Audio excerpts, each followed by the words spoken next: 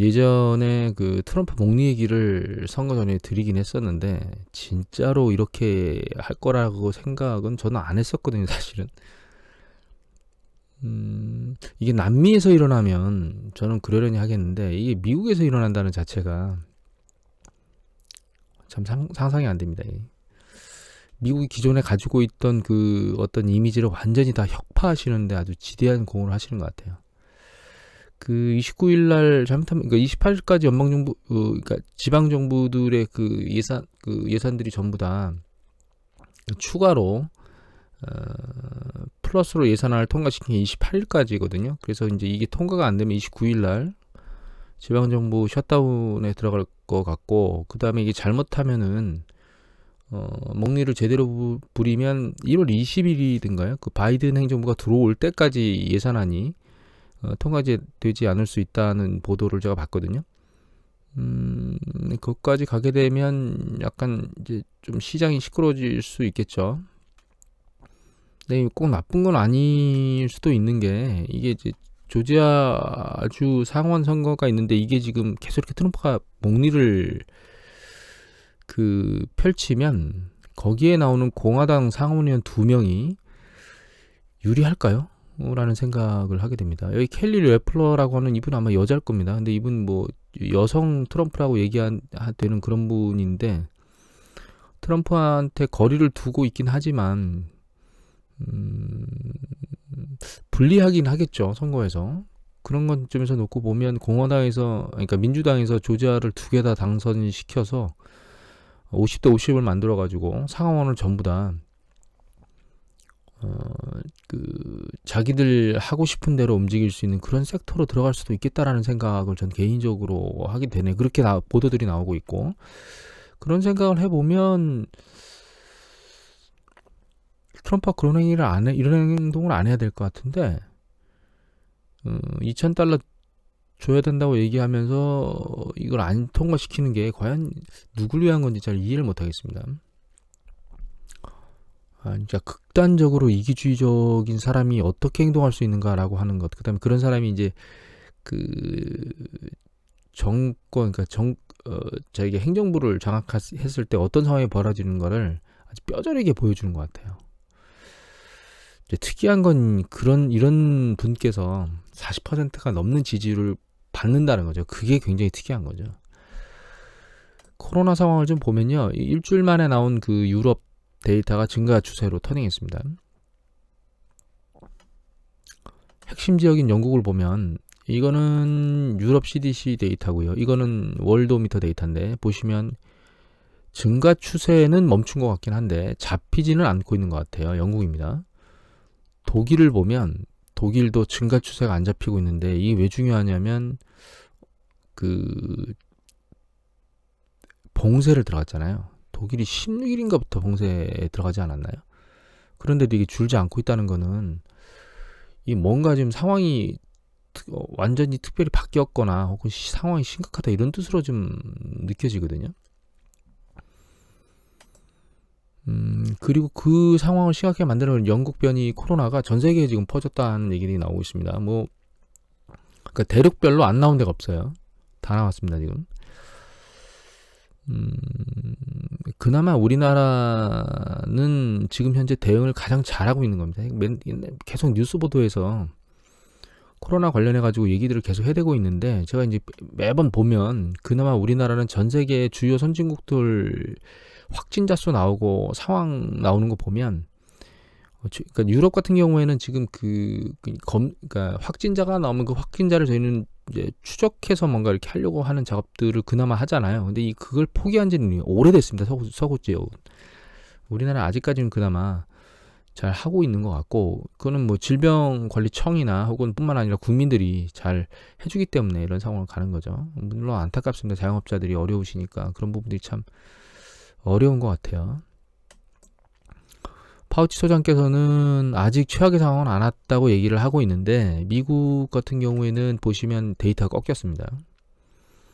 7일 이동평균선이 아래 내려오고 있거든요. 그리고 굉장히 많이 줄었어요. 그리고 더 중요한 건 7일 여기 확진율이 떨어지고 있거든요. 근데 왜 아직까지 하나 더 볼까요? 코비드 트래킹닷컴 이거는 미국 CDC 데이터였고 이건 존스 홉킨스 이제 미국 코비드 트래킹닷컴 보면 입원 환자 수가 정점을 찍고 내려오고 있습니다. 이게 긍정적이기는 한데 이 미국 그 여행객 항공 여행객 처리자 수거든요. 근데 잘 보시면 이게 크리스마스 전의 움직임이 여기 보면 100만 쭉 늘어났죠. 당일날 이동이 적었고 다시 100만이잖아요. 근데 이게 여기 이제 보시면 60만, 50만, 70만 이렇게 있다가 예전에 11월 26일이 아마 추수감사절이었을 거예요. 그때를 전후해서 굉장히 궤도가 많이 늘어났었죠. 보시면 여기 보면 100만, 90만, 뭐 90만, 100만, 90만 쭉 늘어났었거든요. 이게 늘어났다가 여기서 이제 이동객이 줄긴 했는데 위로 올라오면서 크리스마스 전까지. 근데 그 시기의 상황이 어떻게 됐었냐면 이렇게 내려갔다가 다시 밀고 올라왔거든요. 그래서 지금 내려오긴 하는데 이동량이 이렇게 많았기 때문에 다시 지난번에 있었던 것처럼 다시 이렇게 머리를 들 가능성이 있습니다. 그래서 그 상황을 좀 지켜봐야 될 것 같고 이 상황 과정 중에 이 바이러스가 전 세계로 퍼졌다는 얘기들을 하고 있기 때문에 이게 미국에 어떻게 영향을 미칠지는 상황을 좀 지켜봐야 될 것 같아요. 그리고 파우치 소장께서 점점점 얘기를 하시는데 집단 면역이 지난번에 뭐 한 6, 70 뭐 이 정도 얘기하시는 것 같더니 90% 정도까지 맞아야만 이 집단 면역이 될 수 있다고 얘기를 하고 계시거든요. 그런데 그리고 이제 내년 여름이면 70에서 85% 백신 접종 맞으니까 늦어도 가을이면은 그 집단 면역의 가능성이 있어지겠죠. 이제 빠르면 여름에 집단 면역이 될 거라고 얘기를 했는데 여름이라면 한 2분기 정도까지는 집단 면역이 될 거라는 얘기를 하시는 것 같은데 저는 개인적으로는 이제 미국 인구가 전체가 지금 3억 3천이거든요. 3억 3천인데 이거 CDC 데이터입니다. 지금 현재 그 백신 맞은 사람이 한 번 맞은 거예요. 그게 현재 200만 정도 되거든요. 근데 이게 15일자부터 막 시작했으니까 한 열흘 정도 됐습니다, 지금. 근데 200만이면 열흘이면 90% 맞으려면 한 3억 정도 맞아야 되거든요. 3억 인구. 그럼 이게 3억 맞아야 되는데 물론 3억이 아닙니다. 왜냐면 2번 맞아야 되거든요. 그래서 사실은 6억 맞아야 돼요. 6억. 근데 그것까지 감안 안 하고 속도를 늘린다고 하면 3억 정도에 생각을 하면 이게 지금 열흘 만에 200만. 그거에 10배면 2천만. 그거에 100배면 2억이거든요. 그러면 2억 맞추는데 열흘에 100배 걸린다는 뜻은 1000일인데 1000일이면 3년 좀 안 되는 거죠. 너무 많은 건 그렇지만 아스트라제니카 같은 경우에는 뭐 냉장 보관이고 그래서 이제 지금 뭐 파이저 같은 경우는 70도 그다음에 모더나가 20도였던가요? 그런 것들이 이 백신을 맞추는데 굉장히 속도가 느리답니다. 국내 전문가 얘기에서 나오면 그 이제 맞추는 조건들이 까다롭다는 거죠. 근데 아스트라제네카는 그냥 지금 백신 맞는 것처럼 막 맞을 수 있으니까 동네 병원에서도 맞을 수 있는 거죠. 이제 그게 나오면 굉장히 확산 속도가 빨라지긴 하겠지만 내년 여름까지 될까? 라는 생각을 개인적으로 하게 됩니다. 이 숫자를 계산해 보면 정말 그렇게 될 수 있을까라는 생각을 하긴 하는데 이제 그게 중요한 게 아니고 그렇게 완전 집단 면역이 되지 않는다 하더라도 일정 수준의 숫자가 맞아지면서 그렇게 되게 되면 결과적으로는 이 자체가 줄어들겠죠. 그래서 그게 이제 경제나 심리에 미치는 영향은 더 좋아질 거기 때문에 지금 제가 말씀드린 건 완전 면역을 말하는 거고 완전 면역이 될 수 있는 시간은 그때까지 될 수 있을지는 좀 상황을 지켜봐야 되겠다는 의미를 전달하는 것 뿐입니다. 백신에 대한 효과나 이런 부분들이 부정이거나 혹은 그런 부분은 아니에요. 진행 상황은 괜찮아질 걸로 진행하지만 좀 더 빠르게 집단 면역이 될 거다라고 하는 생각은 조금은 의문점이 좀 있습니다. 최근 그 버블에 대한 얘기들이 막 나오고 있어요. 그러니까 그 주식 버블 얘기도 나오고 있지만 부동산 시장 버블 얘기도 나오고 있고 중국 같은 경우에는 부동산 가격이 일부 지역에서는 하락하고 막 이런 얘기들도 나오고 있고 뭐 긴축 얘기도 나오고 있고 시장이 굉장히 혼탁스럽습니다, 사실. 그리고 비트코인도 최근 2천만 원을 돌파한 지 얼마 안 됐는데 3천만 원을 돌파했다고 나오고 있거든요.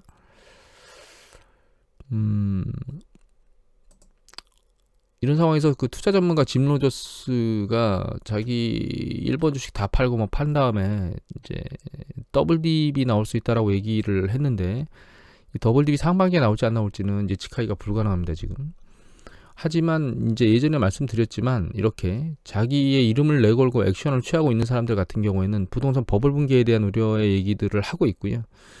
증권사 같은 뭐 골드만삭스나 이런 쪽에 기관에 소속돼 있는 사람들 같은 경우에는 내년에도 4천까지 S&P 500 지수가 갈 거다 뭐 이렇게 얘기들을 하고 있거든요.